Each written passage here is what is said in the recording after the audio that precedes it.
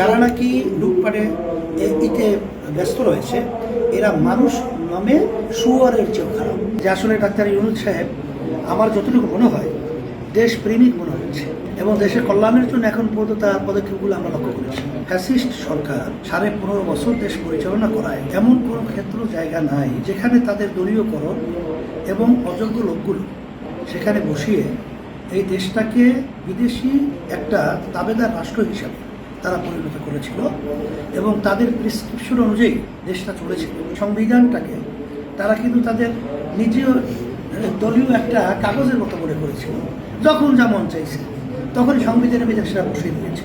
এখন ওই সংবিধানের সংস্কার দরকার এবং বিভিন্ন নির্বাচন কমিশন আপনারা দেখেছেন দিনের ভোট রাত্রে করে। এখানে সংস্কার না হলে সেখানে দেশ মানবতা এবং মানুষের যে মতামত প্রকাশ করার সে ক্ষেত্র তো তৈরি হয় না।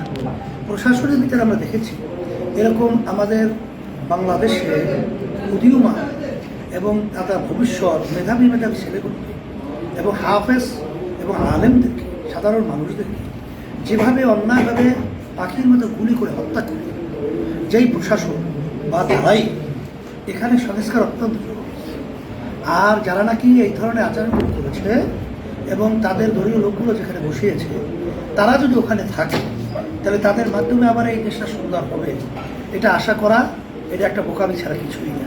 আমরা তো প্রথম হতাশ হয়েছিলাম যে অন্তর্বর্তীকালীন সরকার, কারণ ডক্টর ইউনূস সাহেব সে তো অর্থনৈতিক হিসাবে পরিচিত, সে রাজনৈতিক হিসাবে তো পরিচিত হইলেও তার ছিল না। সে দেশে আসার পরে কীভাবে রাষ্ট্র পরিচালনা করবে এটা কিন্তু আসলে আমরা একটা চিন্তায় ছিলাম। যাই হোক, এখন আমরা যেটা লক্ষ্য করেছি যে আসলে ডাক্তার ইউনূস সাহেব আমার যতটুকু মনে হয় দেশপ্রেমিক মনে হচ্ছে এবং দেশের কল্যাণের জন্য এখন পর্যন্ত তার পদক্ষেপগুলো আমরা লক্ষ্য করেছি। এটা আমাদের বাংলাদেশের এবং রাজনৈতিক দল হিসেবে তার সহযোগিতা করা দেশের কল্যাণের জন্যে, মানবতার কল্যাণের জন্যে এটা আমরা দায়িত্ব কর্তব্য বলে আমরা মনে করছি। যে আজকে ফিলিস্তিনের মধ্যে অসহায় আমার ভাই বোনদেরকে, আমার ছোটো বাচ্চাদেরকে অন্যায়ভাবে তাম দুনিয়া যেখানে বলতেছে এটা সম্পূর্ণ একটা অবিচার, অন্যায় এবং সম্পূর্ণ যুদ্ধ বলেন বা যাই বলেন সবই একটা অনিয়মের ভিতরে নেতানিয়াহু এটা করছে।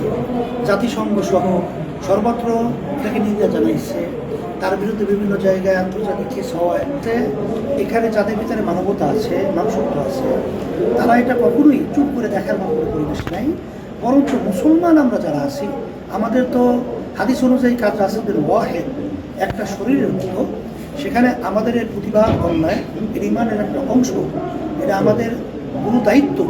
যারা নাকি লুটপাটে এতে ব্যস্ত রয়েছে এরা মানুষ নামে শুয়ারের চেয়েও খারাপ।